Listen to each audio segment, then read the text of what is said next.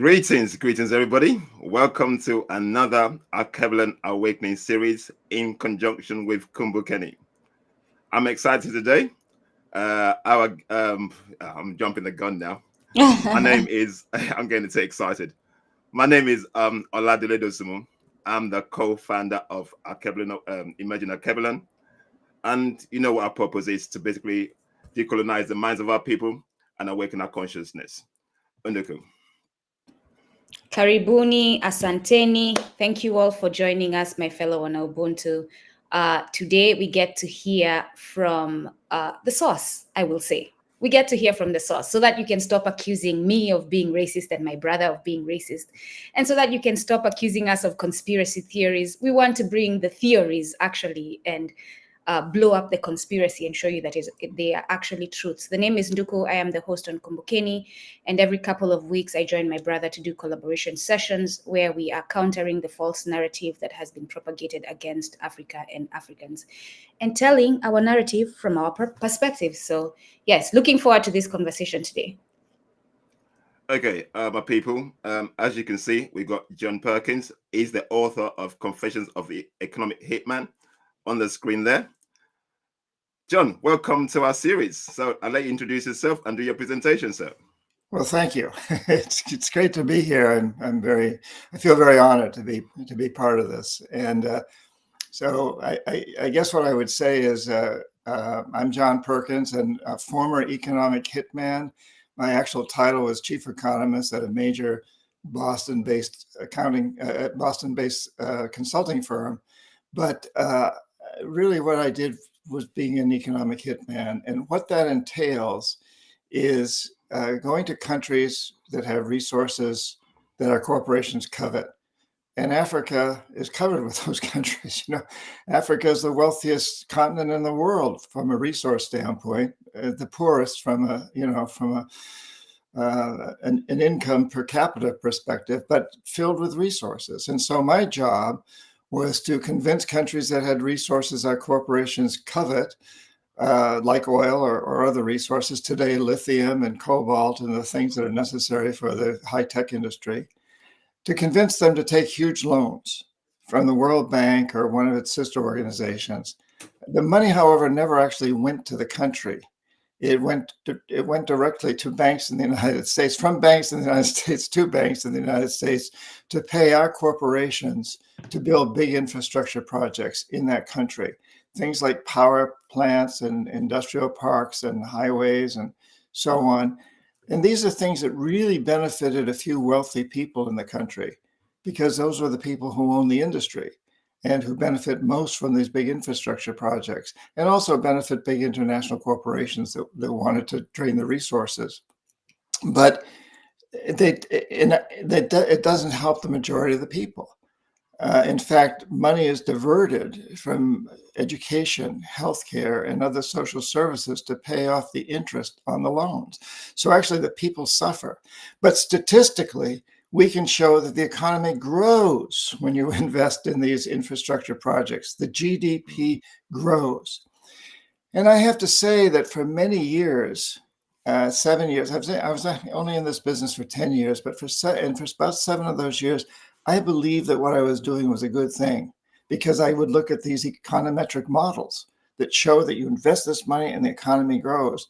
It wasn't until toward the end of my career that I began to realize that GDP does not measure the wealth of the people. It doesn't measure prosperity. It just measures the wealth of a few wealthy families and international corporations.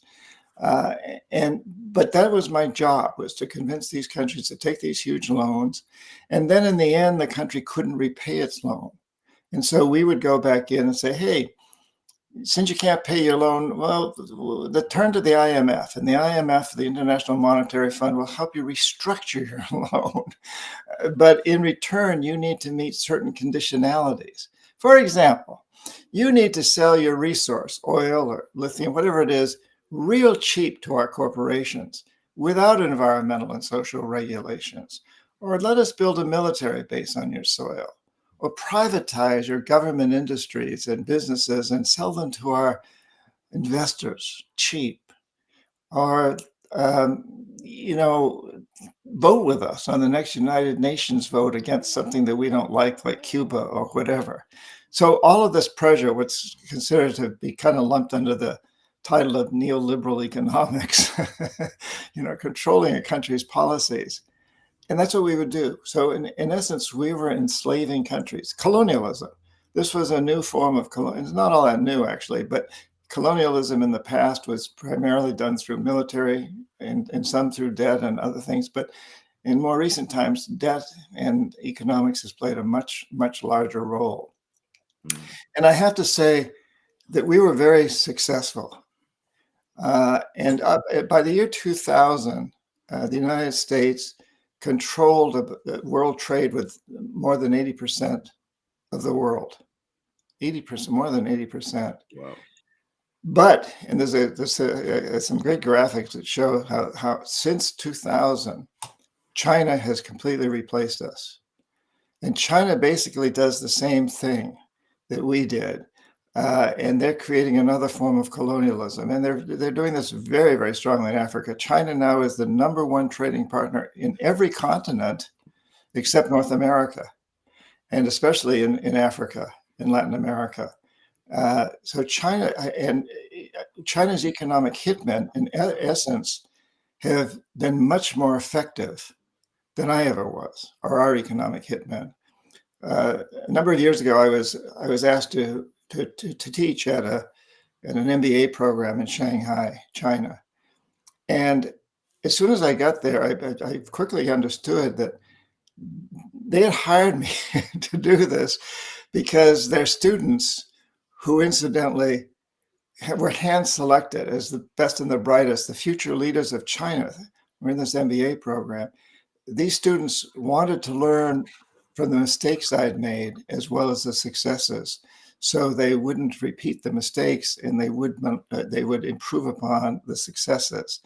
And China's done a magnificent job. I don't even like to use that word magnificent, but they've done a superior job at colonizing Africa, Latin America, the Middle East, even Europe to a certain degree, and in Asia. But I think what's most important to take away from all of this is that both the United States and China contribute almost 50% to the global economy and almost 50% to global pollution. And they impact all the rest of the world. So if we want to transition from this death economy, this economic system that's marching towards self-destruction, which is what we've created. The United States and China together have created this death economy, what economists are referring to as a death economy. We need to transition into a life economy. And somehow we need to make sure that both the United States and China come together to make this transition. And if they don't, if this doesn't happen, we're in a lot more trouble than we realize. So let me take a couple of minutes to talk about the death economy and the life economy. Yes, please. The death economy is, it revolves around the goal of maximizing short-term profits for corporations and materialistic consumption for the rest of us, maximizing these in the short term regardless of the social and environmental costs. And although this was an idea that had been around for some time, it really took off in 1976 when Milton Friedman won the Nobel Prize in economics. And he said, the only responsibility of business is to maximize short-term profits, regardless of the social and environmental costs. And he was listened to by the world. Ronald Reagan promoted him, and Margaret Thatcher of England. So we've got two of you on here, one from the UK and one from the United States. The leaders of these two countries really promoted this concept, as did leaders all over the world. And corporate CEOs bought into it because it provided a very handy measure, profit, short-term profits. And now I'm only going to have this job for maybe 5 years as CEO, maybe 10, but now I'm told I got to maximize short-term profits. Well, that's easy. And it gave CEOs permission, and we might even say the mandate to do whatever it takes to maximize short-term profits, including using up the resources that their very corporation would need in the long term, because they weren't going to be around in the long term. So maximize short-term profits, including corrupting people. So there's all kinds of forms of corruption, and we've legalized it in the United States. And that was part of my job as an economic hitman, to make sure that we had laws in place that allowed us to essentially bribe public officials. That's what the laws here that permit corporations to give huge amounts of money to political campaigns. That's really a form of corruption. It's not, legally speaking, it's not corruption because it's been legalized. And, you know, part of my job when I went to other countries to convince presidents to to accept our loans, you know, I would basically say to them, in this hand, I've got billions of dollars for you and your family. If you accept this loan, you and your family are going to really benefit from this, because you're going to get scholarships for your kids. We're going to give you scholarships for your kids to go to college. My headquarters were in Boston, great universities. We'll get you into great universities, your kids and your friends' kids, and we'll give them full scholarships, and we'll give them jobs when they get out or during vacation. But if you decide not to accept this, then in this hand, I got a gun. Now, I didn't actually carry a gun, but these presidents knew, as I did, that behind me were people we call the jackals, who overthrow governments or assassinate leaders. And the United States, unfortunately, has a long history of this. It's admitted to it. And, you know, with Allende of Chile, and Arbenz of Guatemala, and Mossadegh of Iran, Lumumba of the Congo, and Diem of Vietnam, and many, many others. And so, in a way, my job was pretty easy. I mean, think about it. If I'm standing before you and I say, hey, here's a few $1 billion for you, or a gun, what are you going to do? And so, you know, what we really did was promote this death economy, and we've really created a situation today that we know is destroying life on our planet as we understand it. It's you know, we know the volcanoes are erupting. We know the oceans are rising. We know the glaciers are melting. We know but there's more droughts, there's more fires. We know this death economy is not working, and it's time to turn this around and create a life economy. So what I write about these days, the most recent book really deals with, my earlier books dealt with the U.S. economic hitmen, including those that every major international corporation now has that promote the interests of those corporations.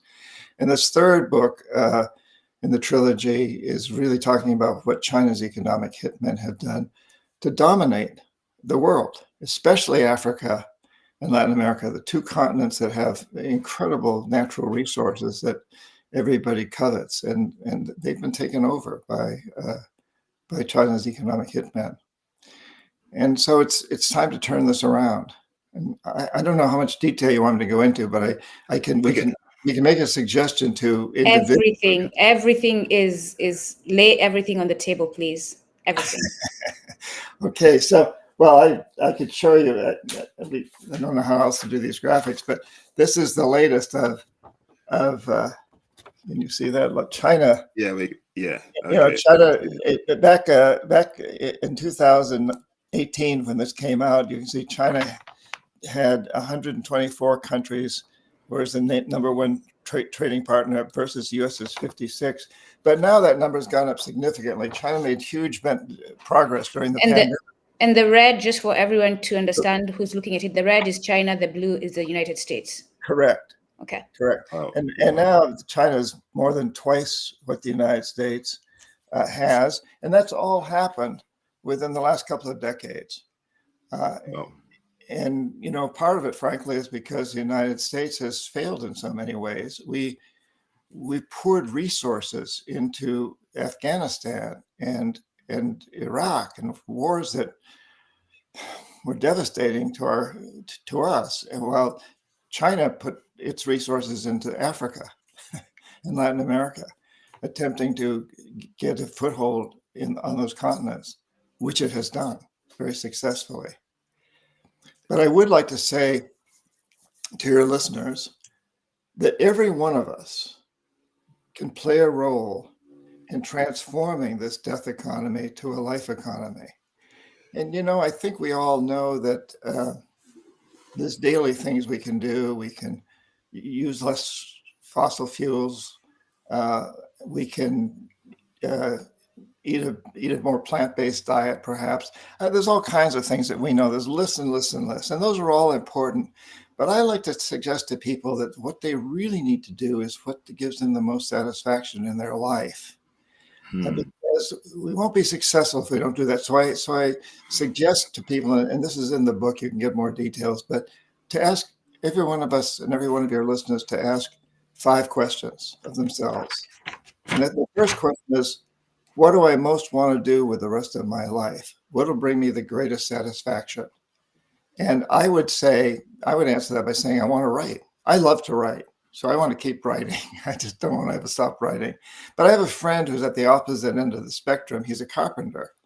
And he says, I want to work with my hands in wood. And then the second question is, how can I do this in a way that promotes a transformation from a death to a life economy? How can I do this in a way that does that?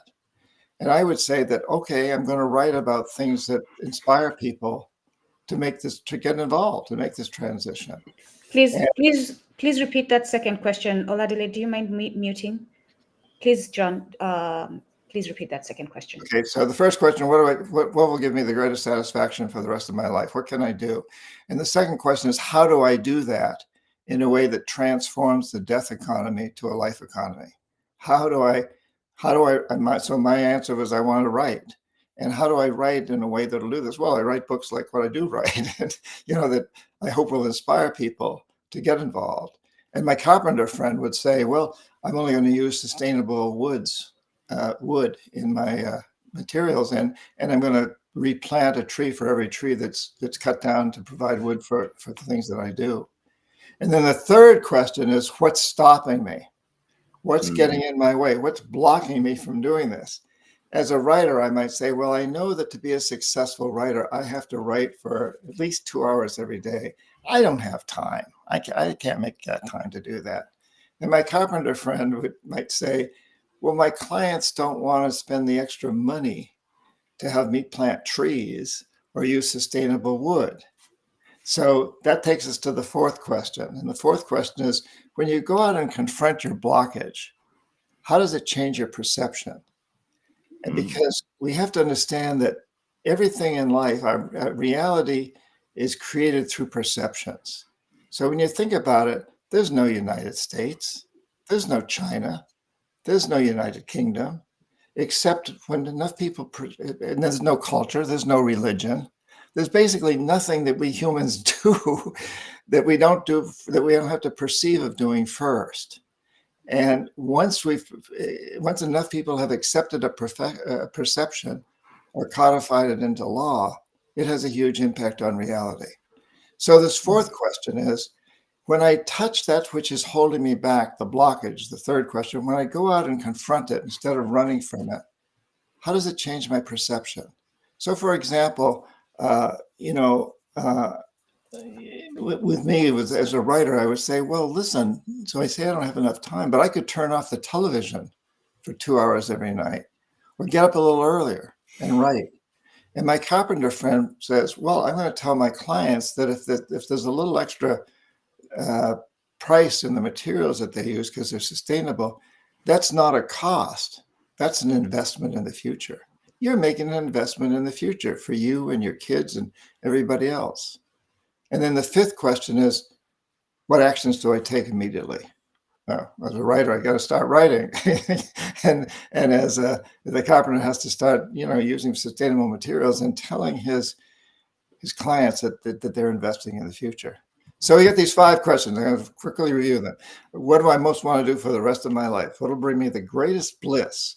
2, how do I do this in a way that helps transform the death economy to a life economy? 3, what's stopping me? from doing this? What are the voices? Who's the parent whispering in my ear? You're not good enough. You're not big enough. You're not small enough. You don't have enough education. What's stopping me? And the fourth question is, when I really confront that which is stopping me, how does it change my perception so that I can take actions? And the fifth question is, what actions do I take? Thank you, John.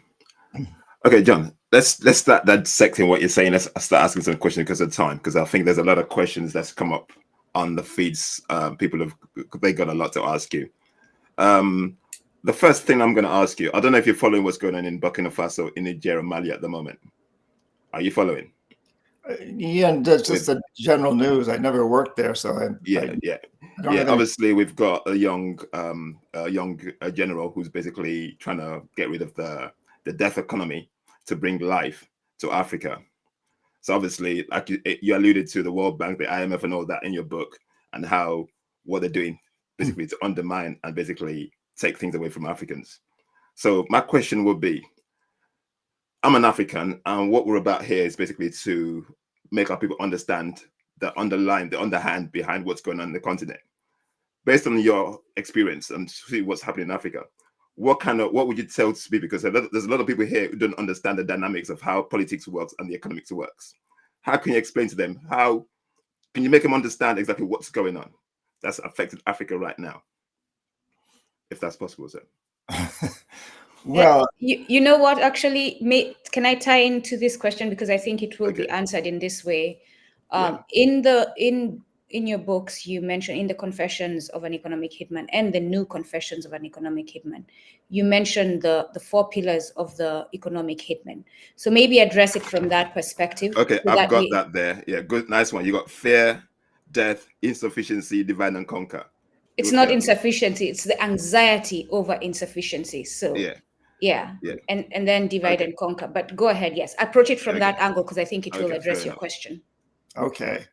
Yeah, so those are the 4 pillars: fear, debt, DEBT, and fear of anxiety over insufficiency, and divide and conquer. And those have been used for thousands of years, really, and throughout history. But historically, probably the biggest one was the fear, which is a military invasion, or actually having military invasion.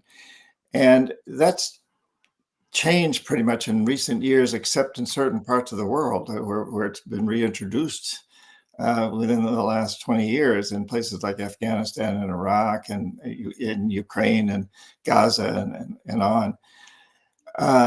But what's played a much bigger role is debt, DEBT. This idea that countries need to take on debt in order to benefit from their resources. So you go to a country in Africa that has, let's say, lithium, and doesn't know how to extract the lithium in a good way and what to do with the lithium once it's extracted. So, economic hitmen, whether it's from the United States or China or some European country, goes in and offers to make a big loan to this country, but they got to hire companies from their own country, China, the United States, the European country, to do the work and to make the profits, essentially. And the people typically don't benefit from this. And as I pointed out earlier, often it's the opposite of benefiting. Money is diverted from healthcare and education and other social services to pay off the interest on the debt. And in the end, the debt can't be repaid, and the collateral are the country's resources.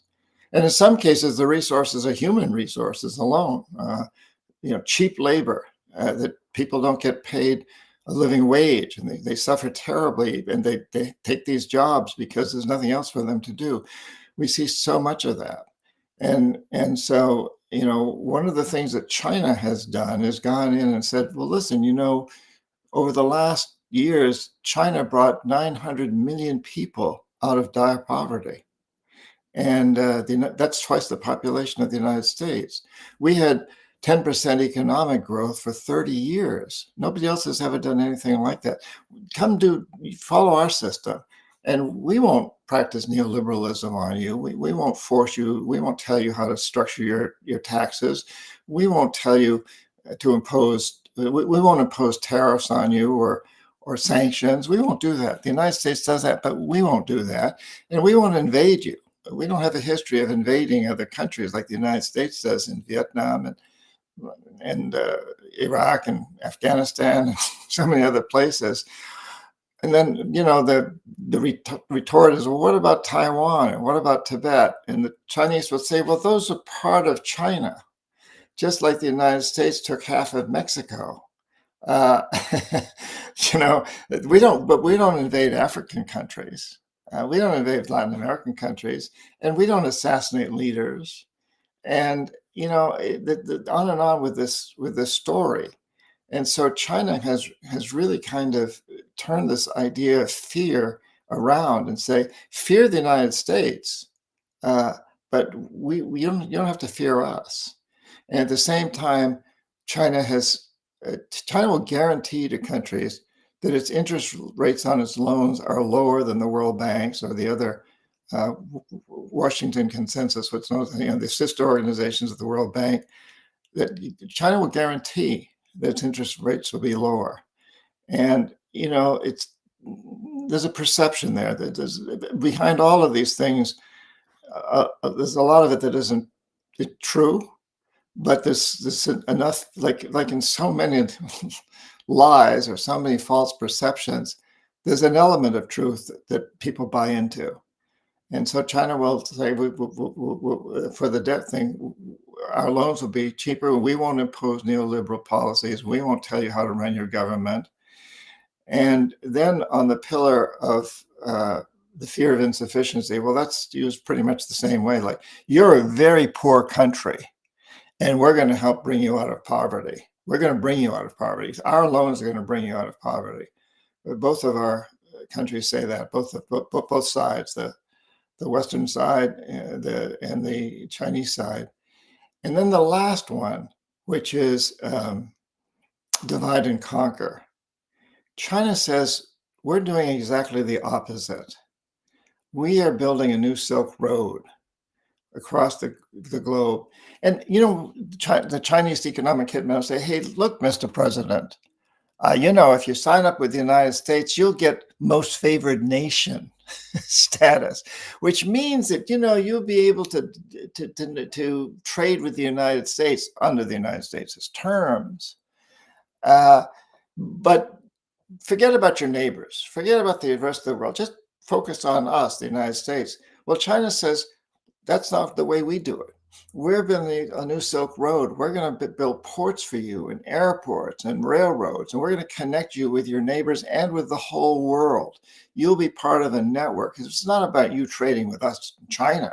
It's about connecting you with the world. So China's been very, very successful at these four, at changing the dynamics of these four pillars of that have been traditionally behind empire building.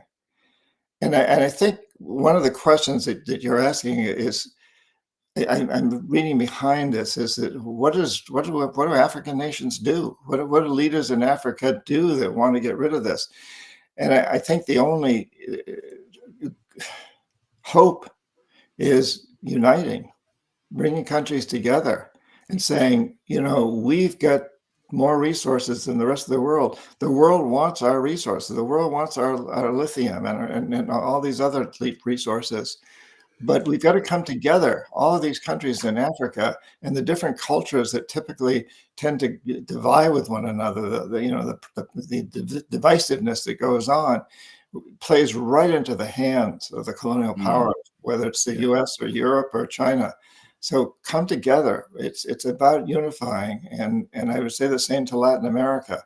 And it's not an easy thing to do, especially when you have a long history of colonialism that's intentionally divided you and broken up, different cultures, tribes, whatever you want to call them. But it's the hope for the future. And united, you can stand up to the world and say, hey, yeah, we've got the resources, but we want them used and exploited in a way that benefits our people. We want value added. We want to have the industries here. If we're going to mine lithium, we want to mine it in a way that really serves our people and gives them decent living wages and housing and food and healthcare. And we want to have the value added. So we want to produce the microchips here using the lithium. They don't have to go to someplace else. Oh, thank you. Thanks, Terry. Underco, fire away. I know you got quite a few there, Yes. so I'll let you go, and then Yeah. I'll come back in, and then we got loads of questions. I think about 12 or 13 questions on here that we need to ask Yes. John before he. Yeah. Okay. Yeah. So I believe Bill Gates, and I want to address Bill Gates because currently he's very active in his role as an economic hitman. I believe he is a current economic hitman. I'm not sure if you've been following what he's doing. It's hard not to follow what he's doing because he's everywhere in Africa. So please speak about Bill Gates. And I say speak about Bill Gates because my African brothers and sisters have drunk the Kool-Aid that Bill Gates serves them before he gets on stage.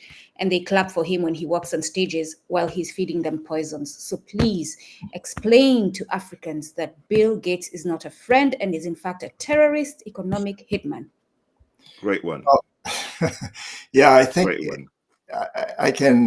I'll give a little story as an example that I gave a talk at an MBA program at a US school recently. And afterwards, this young man came up to me and he says, well, why shouldn't I do what Bill Gates does? Why shouldn't I make a huge fortune, maximize profits, make a fortune, and they're going to give money to charity and do good things in the world? And my response was, well, you could probably do that, but how would you feel about it? And, maybe a better approach would be, rather than maximizing your short-term profits as you develop a company like Microsoft, imagine if Bill Gates, instead of taking all that money in, he'd really been truly, hiring people at decent wages, not cutting out the competition. Microsoft has a long history of destroying its competition. They were kicked out of Brazil for a while because they did that, and huge history of terrible exploitation. And I think if we look at philanthropy throughout the ages, you can say that once a person has all this money, it's great that they give some of the money back to philanthropy or whatever the causes are. But the bigger question is, how did they make the money and why did they do it that way? And that's not an example that we want. But Bill Gates is held out as an example, as was Jack Lynch of General Electric and the Carnegies, and throughout history, those people who've made a lot of money are held out as examples. And today we have Gates being in that same sort of position. So I think it's part of this business of standing up to exploitation in whatever form it takes. And again, I think what's really important here is for you guys to keep spreading the word. And I would focus, as I'm trying to do here now, on the bigger issue of a philanthropist as a person who's made a lot of money, and kind of keep it away from the personalities, because if you get bogged down in the personality, Bill Gates can come across as very charismatic and very sincere. And so maybe rather than attacking the personality, you really go after the cause beneath that. What's the story behind the story? How many companies were pushed out by Microsoft? How many companies did Microsoft buy out when they started to be at all successful?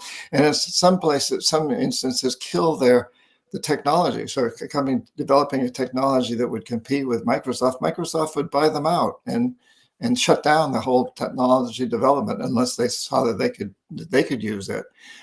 And over, I think there's Bill Gates is a symbol of a much larger problem.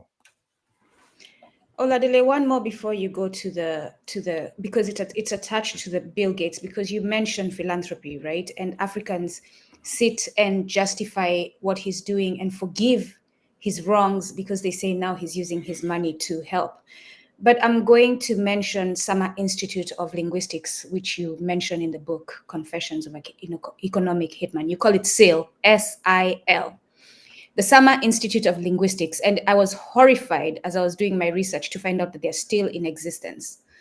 And on their website, they say, we are a global faith-based nonprofit that works with local communities around the world to develop language solutions that expand possibilities for a better life. SAIL's core contribution areas are scripture translation for you Christians, literacy, education, development, linguistic research, and language tools. In the book, you share, and I'm going to actually take a minute to tell the story that you share in the book. In the book, you share about their role in Ecuador, SAIL, where they moved the indigenous people from their land into missionary reservations where they would receive free food. This is what they were telling them: move to missionary reservations because we will give you free food, shelter, clothing, medical treatment, missionary style education. They didn't call it missionary style, they called it education, good education, but it was missionary style education, under the condition that they all allowed oil companies into their lands. So SAIL missionaries used an assortment of underhanded techniques, claiming to be missionaries, but literally there to do the work of the corporations, to persuade the indigenous peoples to abandon their homes and move into the missionary reservations, even lacing the free food with laxatives. I'm being more assertive about this. You actually say allegedly in the book. You're not as assertive as I am. I'm assertive.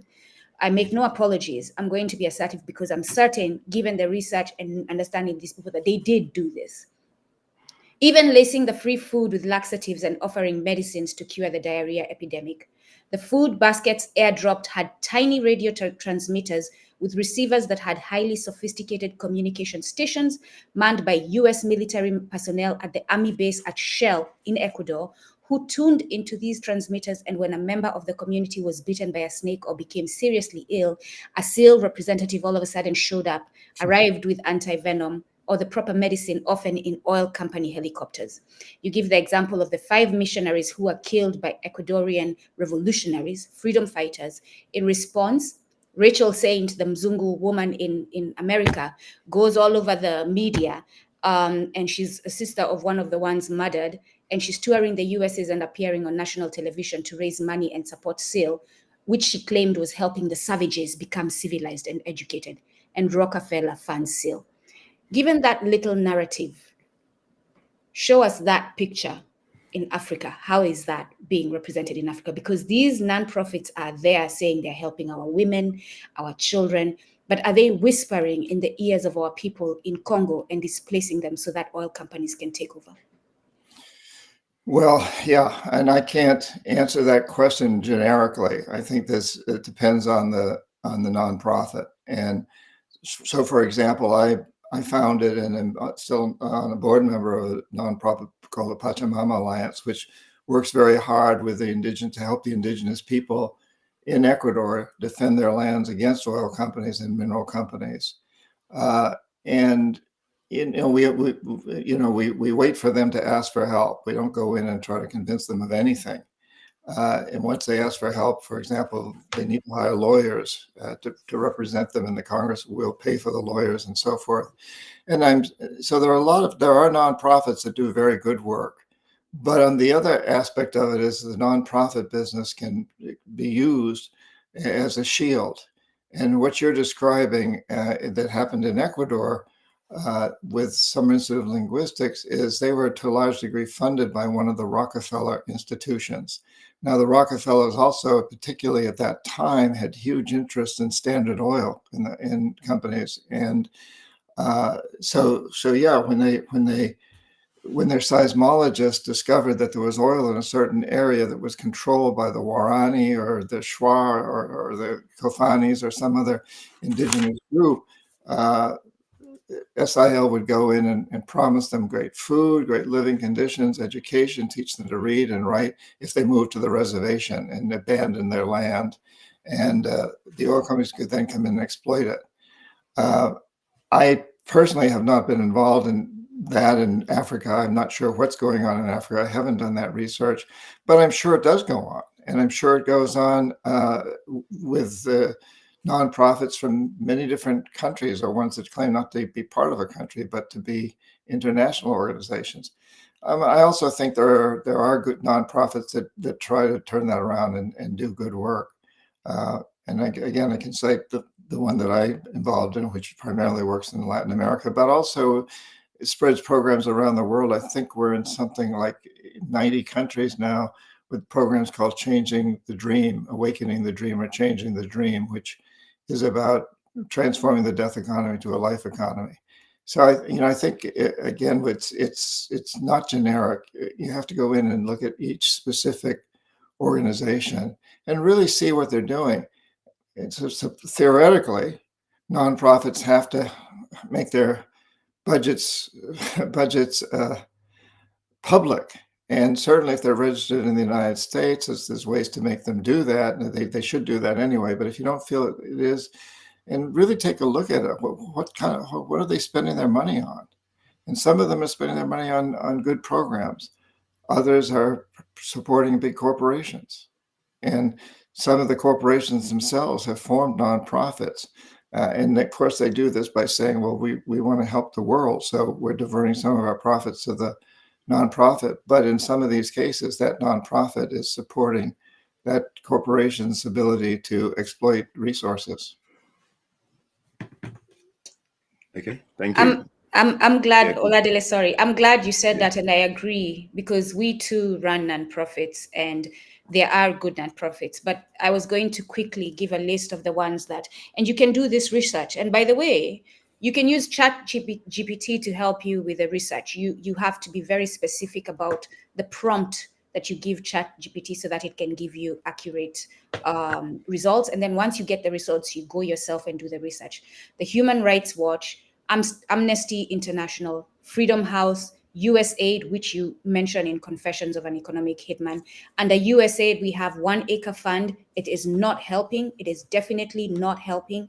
African Women's Development Fund, the Kenyan Human Rights Commission, Action Aid, the Clinton Foundation and its African partners, the Gates Foundation and its agricultural initiatives in Africa, and all the companies that it's associated with, just to name a few of the NGOs that are problematic. Yeah. Yeah. Well, that's good that you're making a list like this and keeping it up and go after them. Thank you. Okay, John, I'm going to start asking some questions there because we've got quite a few because of time. I'm going to go with the first one. And you can hear me. Okay, the first one says, how do we disrupt the status quo? How do we navigate the negative implications, in terms of the blocking assassinations? How do we navigate it? How do we disrupt it without being killed and all that kind of stuff? How can we do that? How could they not stop send the jacals behind people? That's the first question I've got here. I'll say if you have the answer to that, John Perkins. Go ahead, though. Well, it's changing perception. It's really that's at the heart of it. The jackals and all of these negatives that we've talked about are all based on this idea of maximizing short-term profits, regardless of the social and environmental costs. And that's the death economy. And so we must, if we want to take a general view of all of this, turn this around and say, no, the goal is to maximize long-term benefits for all life. And that's the life economy. Maximize long-term benefits for all life. And yes, corporations need to make short-term profits, some short-term profits to survive, but they don't have to maximize them. They can pour some of that money back into helping their employees, providing healthcare and retirement funds, and also investing in local communities where they're building their plants, build recreation facilities, libraries, schools, really help the communities. And paying taxes in Africa where they're operating. Yeah, exactly. In the US, many of our Fortune 500 companies who make huge profits, they don't pay any taxes. That's outrageous. It's outrageous. They use and in Africa, they use all the infrastructure. They call in the police, they call in the fire departments, they use the airports and the ports and airports, but they don't pay taxes. How do they justify that? But it's justified around the world.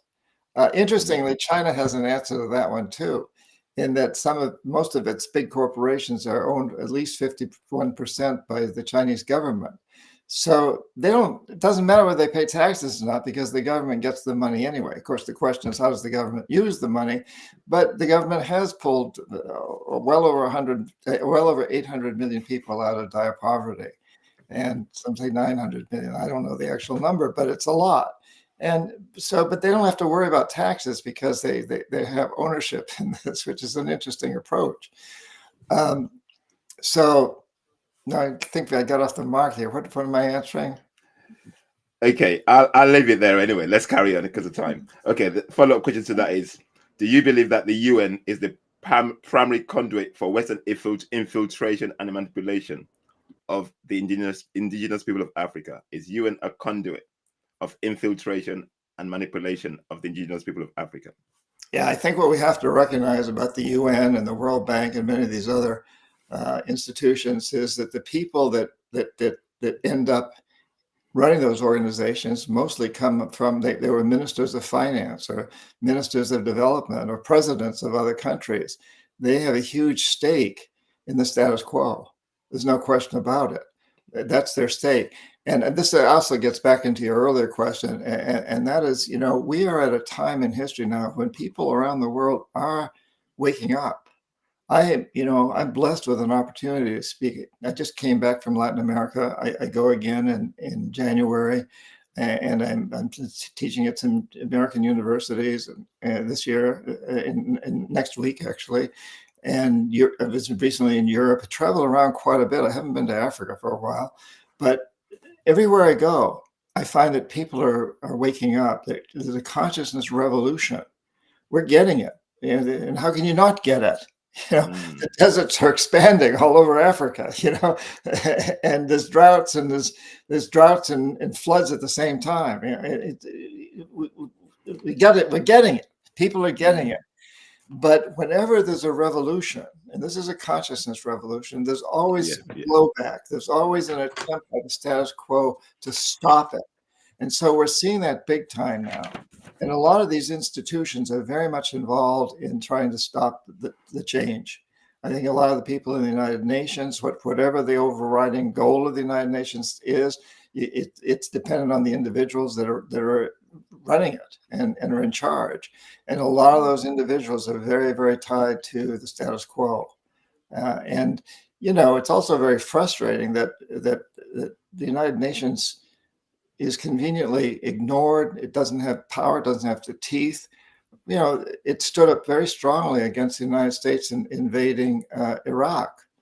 And yet the United States, President Bush completely ignored the United Nations, completely ignored it. I think there were 7 different votes against invading Iraq, and the United States just ignored them.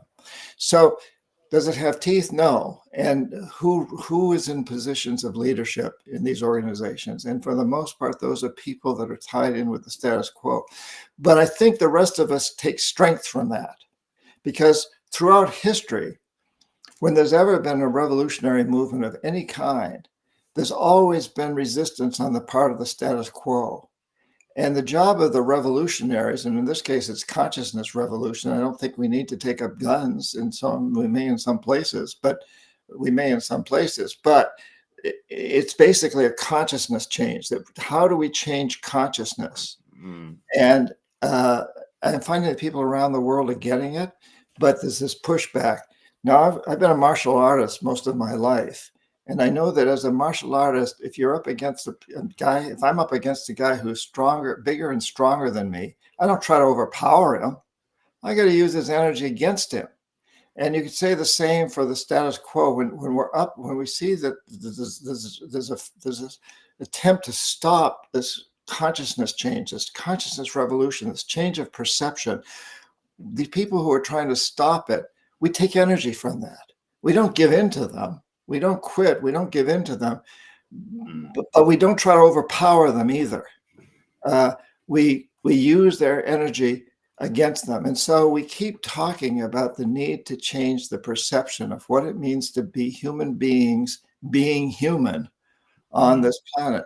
We've got to keep changing that perception. It's not about materialistic consumption. It is about, having all of our life needs met in the best way possible, but not about maximizing consumption or maximizing profits. I'm so glad you said that. Oladele, I know you need to go to the audience quickly, but I will be remiss if I don't bring this up.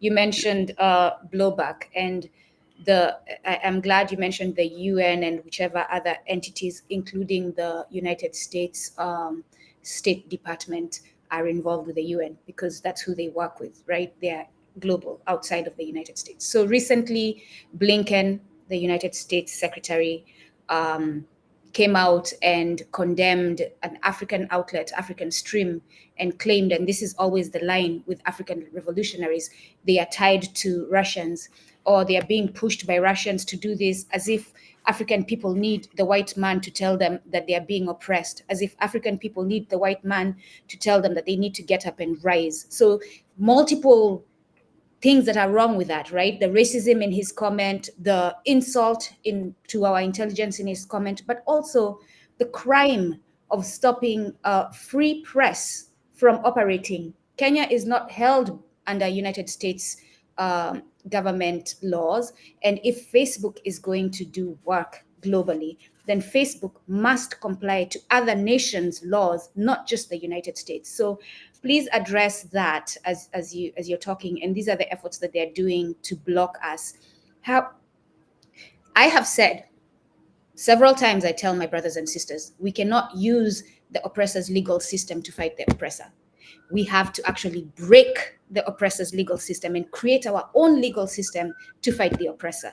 So please say something about that. Well, I'm completely with you on that. And it's the same as you can't use the systems of the death economy to create a life economy. And you can't, we've got to change all that. But going back to your question, your idea that of Blinken talking about Russia being behind these movements, that's just such an old theme. Again, it's fear combined with divide and conquer.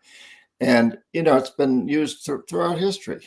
And, because you can't, the idea being that you can't tell the American people that it's some local group in Africa that they don't have any fear of at all, because they're just there. They're just there in Africa. I don't even know who those people are that you're talking about. But if you tell the American people it's the Russians who we fear because they get nuclear armaments, or it's the Chinese, then you can get the American people to rally behind you, conceivably. But and so yes, it's extremely racist. It's extremely degrading. It's extremely just writing people off as not being able to do it themselves. I've seen this over and over and over again. Again, my main experience has been in Latin America, where this threat of the red tide of communism. There was no red tide of communism back in the 70s in Latin America whatsoever. There were socialists, yes. These presidents like Roldos of Ecuador and many others were socialists, and I'm sure you've got the same thing in Africa, where you've got people that are involved in movements that may be socialistic, and the United States comes in and says, well, those are communistic. Those are communists. They're not communists at all. Those are being backed by the Russians. They're not being backed by the Russians at all necessarily. But that's the politics behind it. That's what scares the American people. So Blinken's addressing the American people. He's not addressing the Africans. He's addressing the American people. He's saying, hey, we got to help out in Kenya or wherever, because otherwise the Russians will take over. It's very sad, but it's very manipulative, and it's as old as empire. Wow. All right. I've got another one here for you, John. This man's saying, how do you liberate young Africans from the shackles of the economic? Please highlight them when you read them, the questions, so that they show up on the screen. Okay. Okay. How do you liberate young Africans from the shackles of the continent of shackles of the economic hitman? How do you liberate young Africans? Because a lot of young Africans are trying to do something, like I said, revolutionary at the moment. But how do you liberate them from not going into the shackles of the economical hitman? Well, obviously, I can't liberate them, but the person who asks the question can, and other Africans can. You've got to liberate yourselves. But I am. Oh, hold on, John, real quick. I am so glad you, a Caucasian man, is telling them, because they don't hear me, their fellow sister. You, a Caucasian man, is telling them, stop looking for liberation in me. I can't give it to you. Please go on. Yeah. So, all I can do is expose what I know about the system that I've been part of.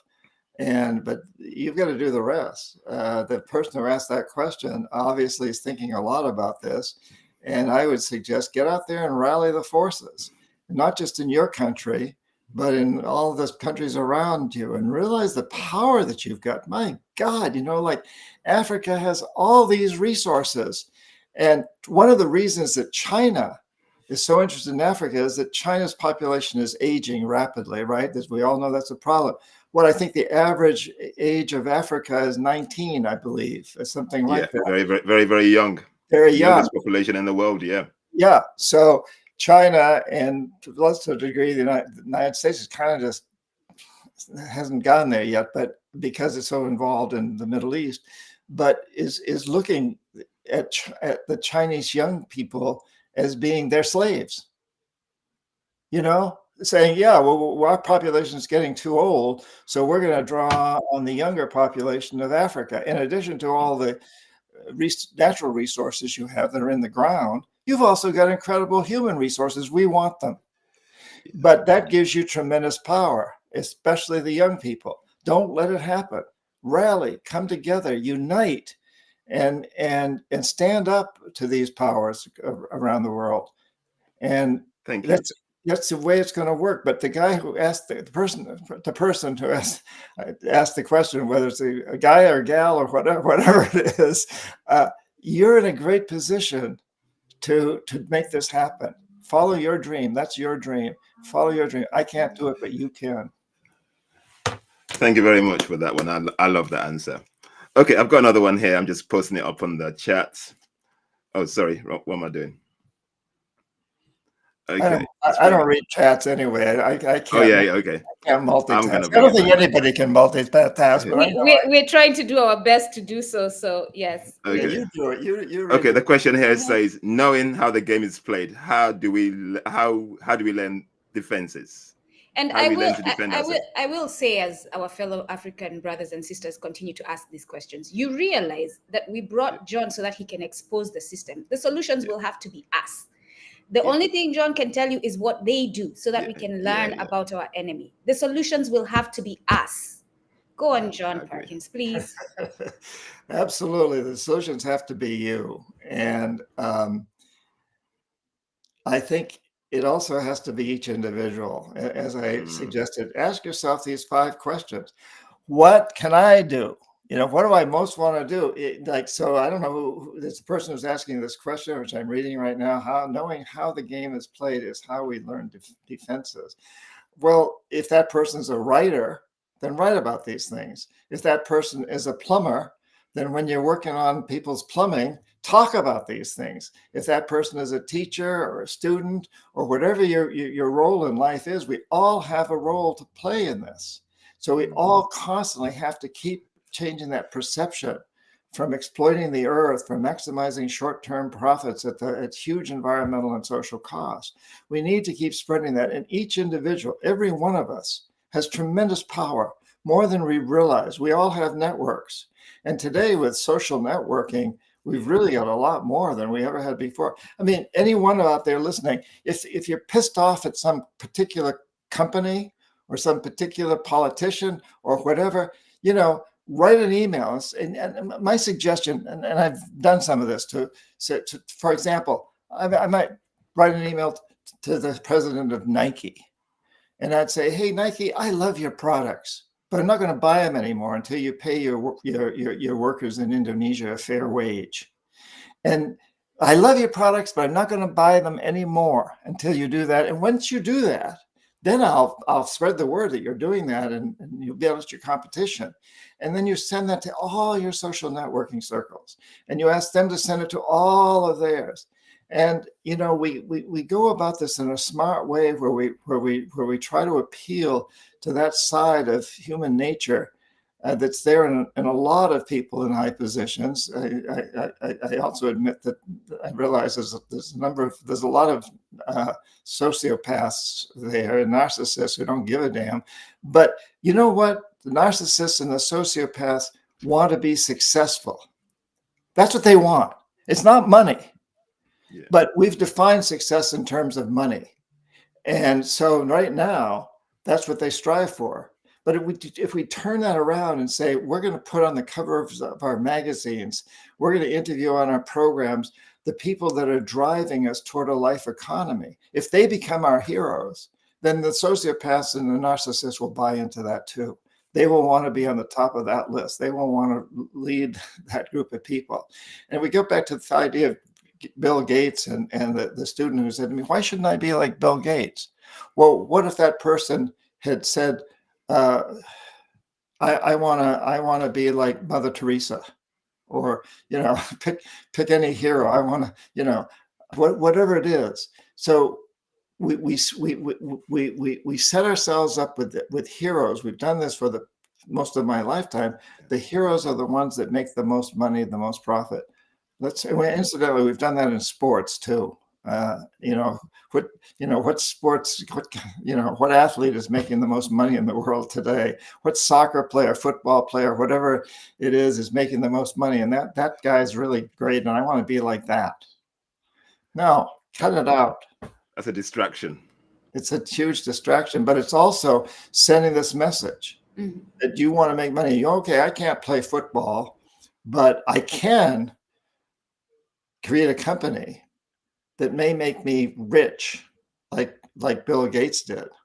So that's what I got to do, because I got to do what I do best. And it's not play football in my case. And in my case, it's writing books. But if we do that and we say, but I'm only going to do it in a way that helps transform the death economy to a life economy, then we will get there. We can all take different paths.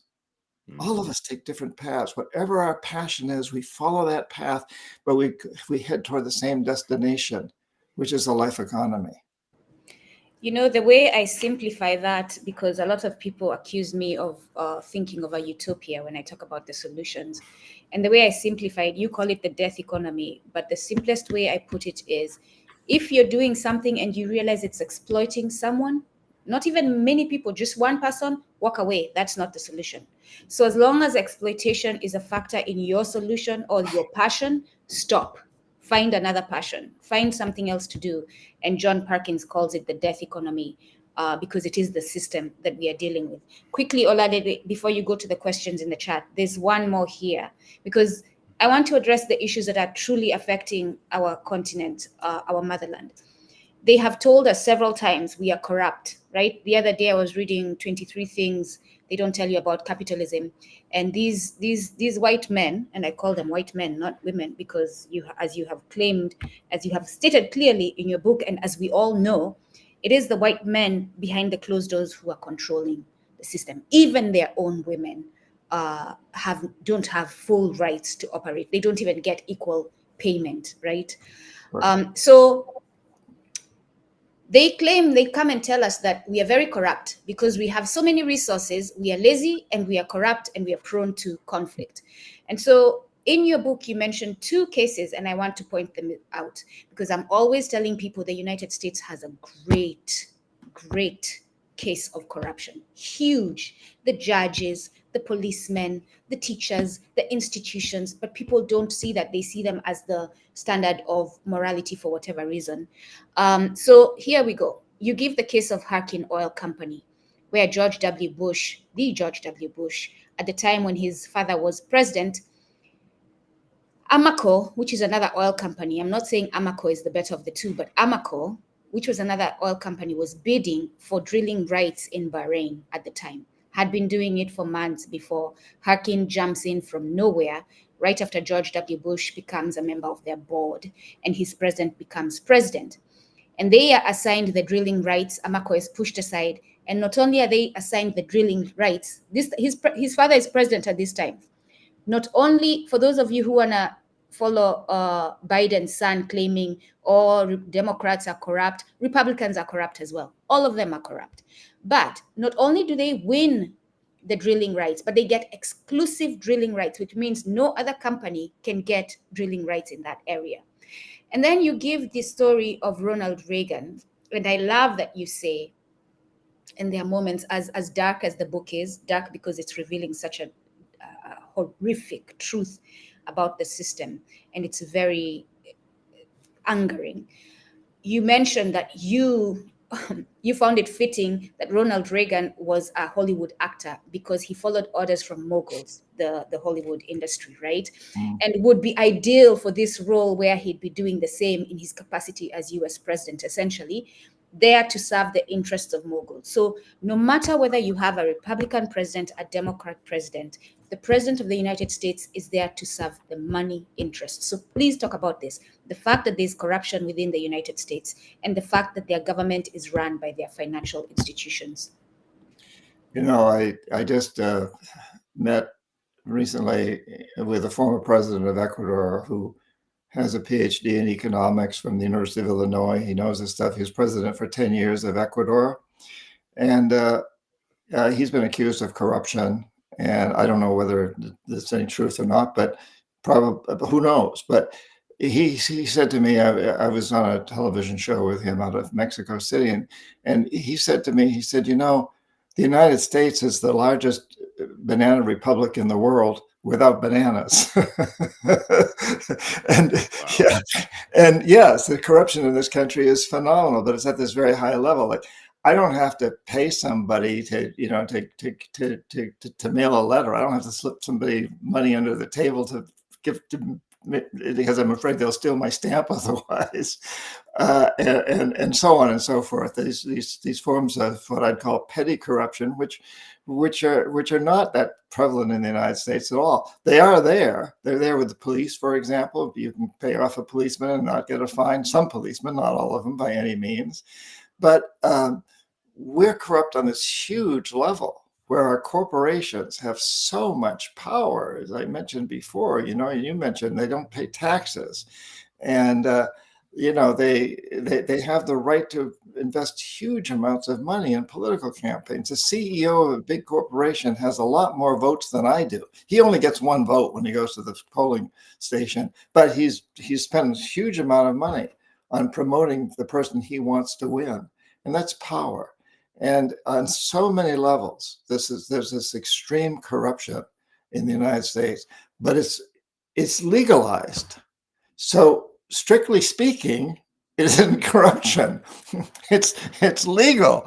And that's part of this death economy, this idea that do whatever you need to do to maximize short-term profits. And that includes passing laws that support what otherwise would be known as corruption. But once the law is passed, it's no longer corrupt, but it is. It's terrible, terrible corruption, and it's rampant in the United States. I'm so glad you said once the law is passed, because look at the screen, please. Let's talk about that law, because it's very prevalent right now as far as our continent goes. This is the law that is allowing Bill Gates and Monsanto to be doing what they're doing. HR 1599, the Dark Act. Are you familiar with it? I'm not. So in HR 1599, I will quickly say, you don't have to address it since you're not familiar with it. So the United States Congress, with more than 230 plus votes, passed this bill, and it's now law. It's a policy that allows companies to call GMO products natural. They know very well that their products are GMO, but they call them natural. Right. And this is go ahead, please. Yeah. Well, yeah, that's obviously a big case of corruption. I'm not quite sure what the question is. As you speak of that corruption, please address. I think, it's deeply corrupt, and it's obvious who's behind all this, the big agribusiness companies. I guess the thing is, please explain how this could be harmful for Africans, because as we had gotten to a system where we went to the store and we looked at the product and it said, okay, natural, I'm good. But now we can't even trust that. But these are the people who are selling seeds on our continent. These are the people who are advising us on farming. Can you imagine Bill Gates, Microsoft, what's it called? I'm forgetting. The joke did not come quickly enough into my head.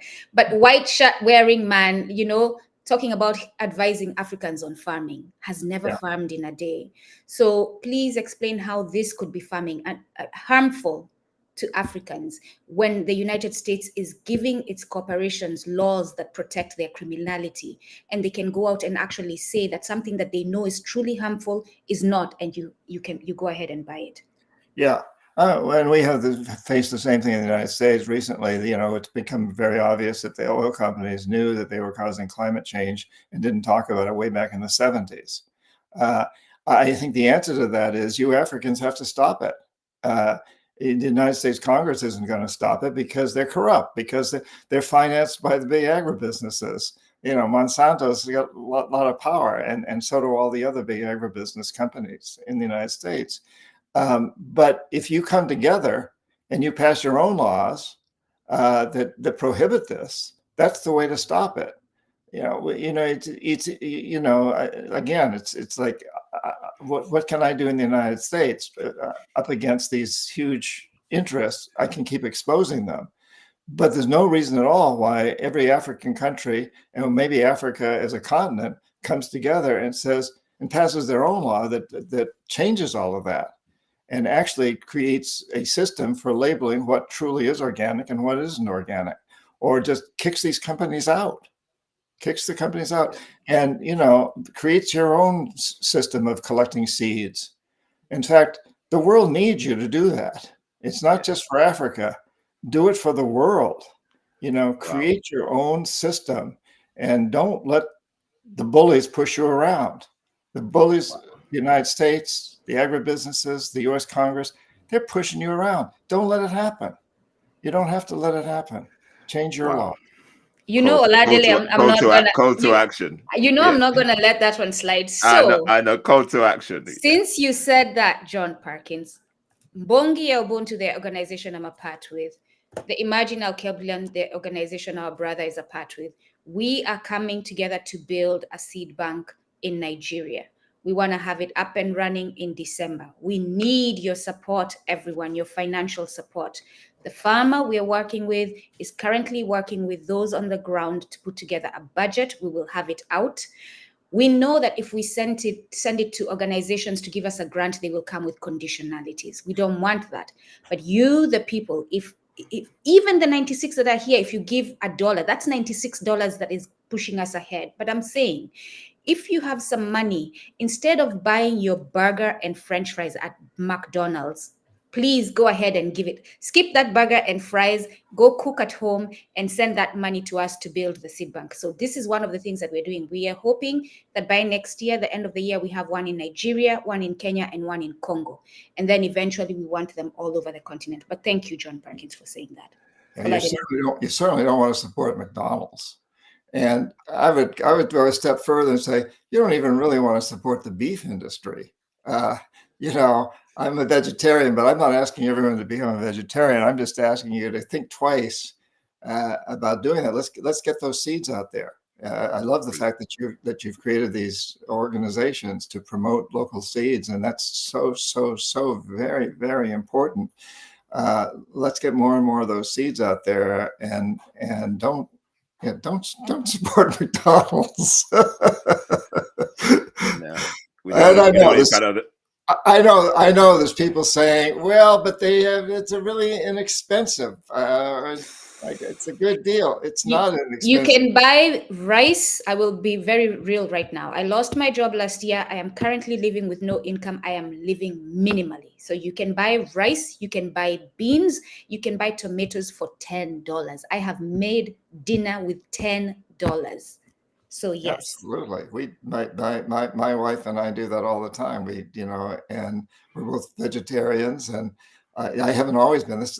For me, this just started during the pandemic because she's always been been vegetarian for many years, and she's a great chef, and she cooks great vegetarian meals. And during the pandemic, we always ate at home. Before that, I'd go out and get a hamburger or even a steak or something. But during the pandemic, I didn't do that, and I felt so much better. And the food was so good. And again, I'm not telling everybody to become a vegetarian. That's not my job to tell people what to do. But I would say, don't support McDonald's. Yeah. But because I am a meat lover, I will say, for those of us who understand because everything is about the extremes. Those of us who are on the ground raising our own animals, we know what they are eating. Then you can eat the meat from those animals because you have seen what they're eating. But if you don't know what your animals are eating, then be cautious. Okay. Yeah. And All right. Yeah, go on, John. I would just add to that I was once a meat lover too. We can change. Yeah, we can change. I I'm do actually love me thinking a about good that. steak, so yes, that's a All challenge. right. Okay, let's go to the questions. I got another one here, John. This one's saying, are African banks truly owned by Africans? I don't know, frankly, and I haven't been an economic hitman since 1980, and I've been writing about the business. That's something I haven't done any research on, but what we can say for sure is they're tied into the death economy in a big way. All banks are part of the system that's based on on Federal Reserve, central bank, high interest rates, and so on and so forth. It's to me, it's essential that we move to a different form of currency and banking.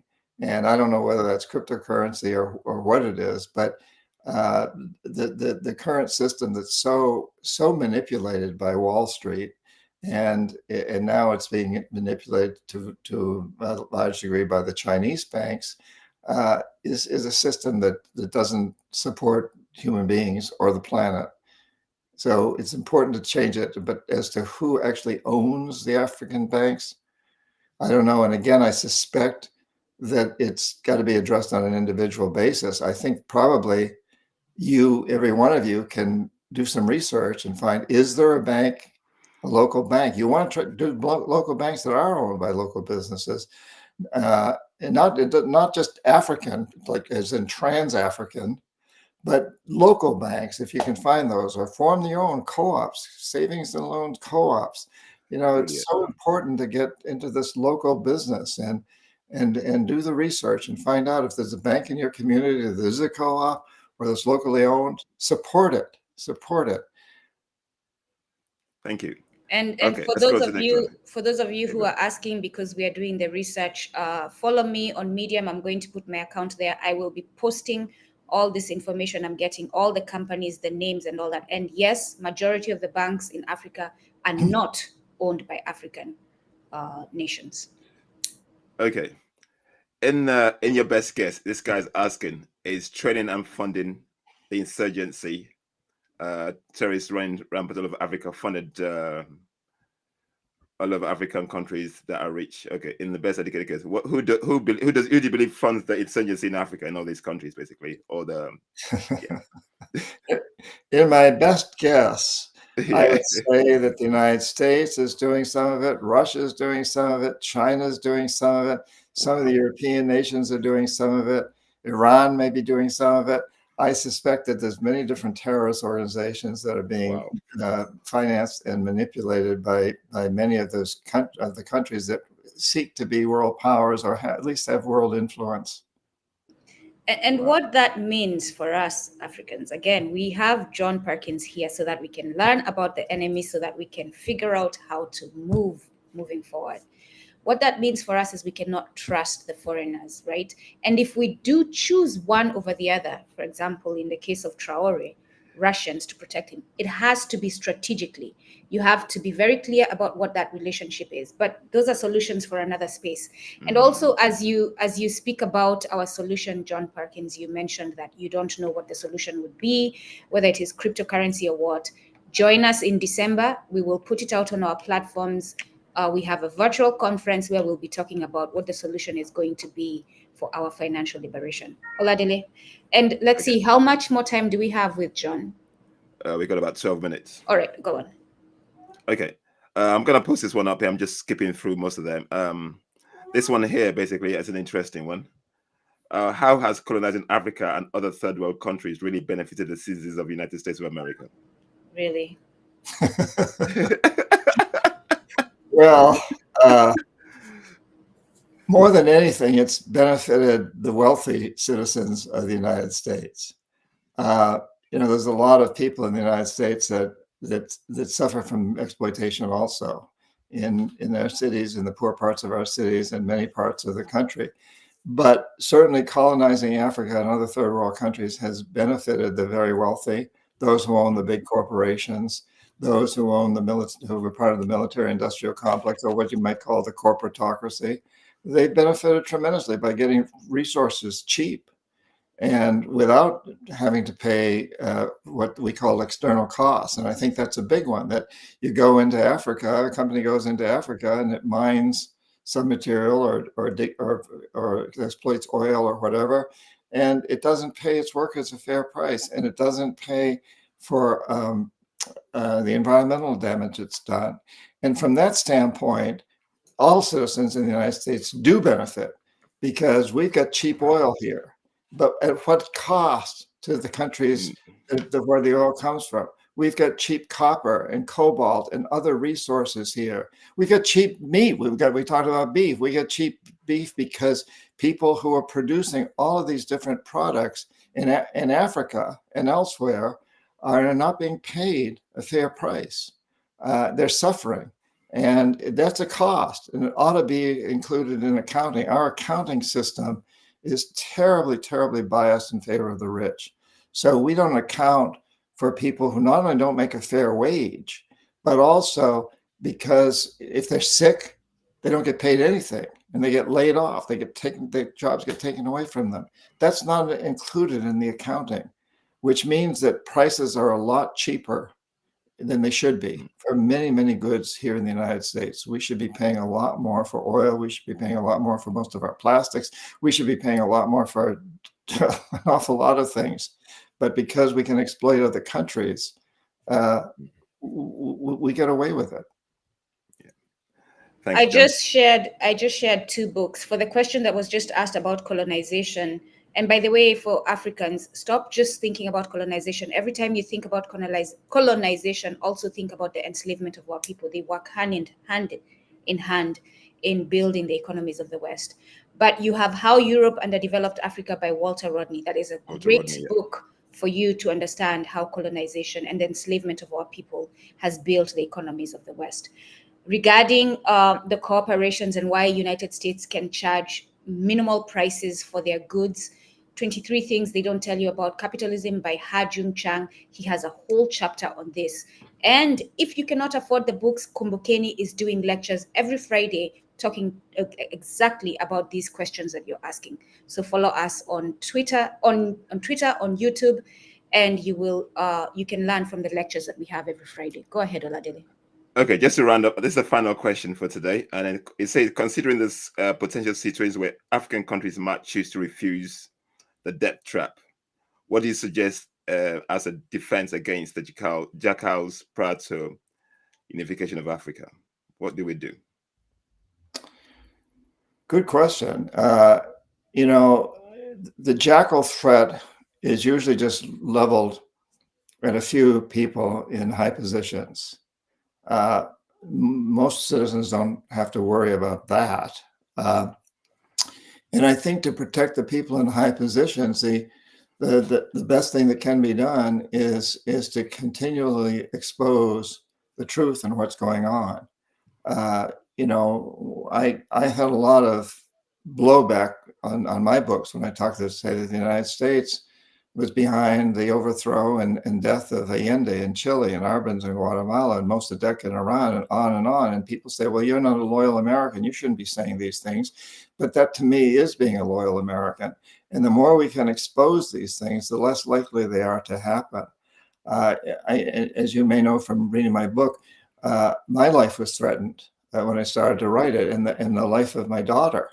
And then I was offered a bribe to work for a consulting firm. I took the bribe, and because I was scared. And also, I put the money toward writing books, toward going back to the Amazon, where I'd been a Peace Corps volunteer, and to creating nonprofit organizations, and to starting movements, and to devoting the rest of my life to trying to transition to a life economy. But I did take the bribe. And then I decided after 9/11 that I had to write Confessions of an Economic Hitman. But I decided I wouldn't tell anybody I was writing it. I would do it completely in secret, unlike when I first started it. And I would write the whole book and then get it in the hands of publishers. Once the information is out there in the public, it becomes much more difficult for the jackals to do their job because it makes people martyrs. So I knew that once I got this book, this manuscript out into publishers and it got out to the public, you know, the jackals will know that if they assassinate me, I become a martyr and it sells lots of books. So the best defense really is exposure and the truth. Yeah. And at the same time, we have to recognize that it does take courage to stand up to these things. But it's also a lot of joy, you know? I mean, in a weird way, yes, because there's a lot of pain, but in a weird way, yes, it's very gratifying to actually do what is right. It is. I'm glad you said that, because a lot of people say to me, you can't say everything, you can't be so loud. And I actually used to work for the Department of Justice, so I somewhat understand these systems. And I say to them, the only way to deal with them is to be loud and proud. Yes. You are not apologizing. They have access to everything. Listen, the reason why they arrested the owner of Telegram is because they want access. So they pinned something on him because he's been refusing to give them access. Yeah. They have access on everything. Every space you think you're hiding, there is. If they don't have access legally, they have covert operators who are there pretending to be someone you don't know and gathering information. So when you do things in secret, you're giving them the power to come out and say you are being financed by Russians, because no one knows who's financing you. You're doing things in secret. But if you're a loud mouth, and a transparent, loud mouth, they cannot pin things on you because everyone knows what you're about. Go ahead, Oladile. Okay, John, just before we round up, our last guest left a question for you. He didn't know who was coming, but this question was so fitting for you. And the question he left was, what is your purpose for being here? Is it an authentic purpose? Well, I don't know what authentic means. I guess my purpose in life right now is to take care of my grandson and all his brothers and sisters in Africa and Latin America and everywhere else, and not just the human brothers and sisters, but all of nature. You know, that's my purpose. And is that authentic? It's selfish, perhaps, I think, in terms of my grandson, but I know that he can't have a good life if all of his brothers and sisters around the planet don't have a good life. So, and I would say too, that I feel blessed to have this opportunity. And I would like to just close myself by speaking to everybody out there and saying, I think we should all feel blessed to be alive right now, because the earth is speaking to us. There's no question about it. The earth is speaking to us. And we should feel blessed that we are in a position to listen. And I think Africans particularly, you've got this continent that's filled with resources, including, as we mentioned earlier, the youth of your continent, the youngest continent in the world for human age, and the most resources. So you're blessed to have the opportunity to move forward into really taking a leadership role and turning this whole damn system around. You know, it reeks. The death economy is degenerative. It's heading us toward disaster. It's time to turn it around. And I think you guys should feel very blessed that you're in this position to talk about it. I feel blessed that I'm in this position to talk about it, to expose the terrible mistakes we've made. And also, we've done some amazing things. You know, the fact that we're communicating with each other is a modern technology. Science, technology, medicine, we've done amazing things, but we've gone too far. And it's time to turn it around. And if Africa doesn't take the lead, who's going to? Wow. That's a big question. If Africa doesn't take the lead, exactly, who's going to? You've got the resources. You've got the young population.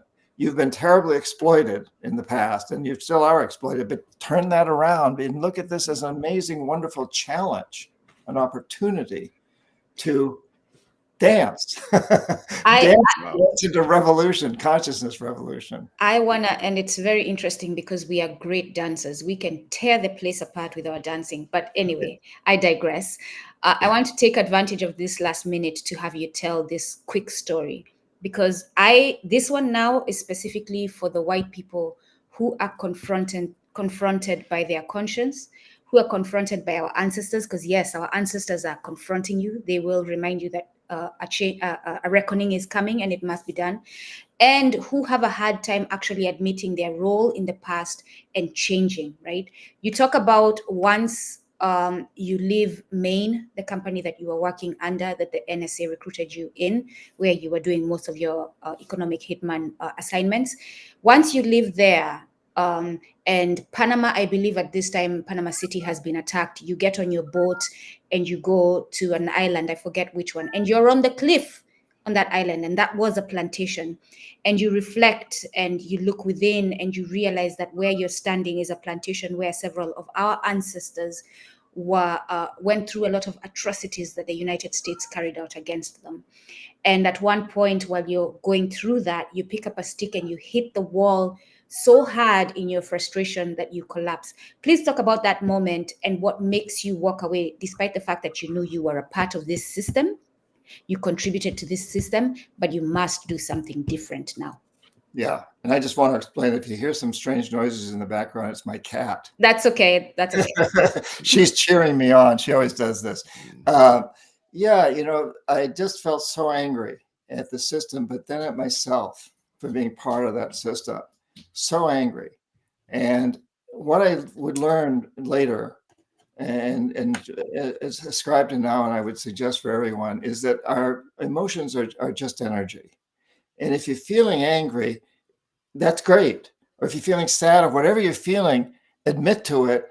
It's the actions you take as a result. So, the actions I took out of my anger before, when I was angry that I was raised kind of as a poor teacher's son and so on and so forth. And so the anger, I directed that anger at making a lot of money. But now I direct the anger, and I directed the anger that you're talking about, beating the tree. Now I direct my anger at writing books and talking with you and speaking at events. And so I would suggest to everybody, let your anger be there, but direct it in ways that facilitate change and that bring you joy and happiness. I love what I'm doing. I'm really, really angry, and I'm having a lot of fun with it. Yes, so it is okay to be angry. And John Perkins' advice, for those of you who want to get advice from the Mzungu, is that we should unite. Mzungu is the Swahili word for white man, John Perkins. We should unite as African nations because our unity is our power, it's our strength. Oladele? Yeah, thank you, John. I'm just going to sum it up anyway. Like John said, we say this, Munduku says this all the time, and we've been saying this for a long time. It's time for the Alkebulan awakening. We are our own solutions. I've said this all the time. We don't have to look anywhere. Everything we need is within us. Somebody was asking about the dollar. Why do you want to back the dollar with your resources? Why can't we all create our own currency? We don't need the dollar. We don't need the yen. We need our own currency. So actually, this is basically what we're talking about.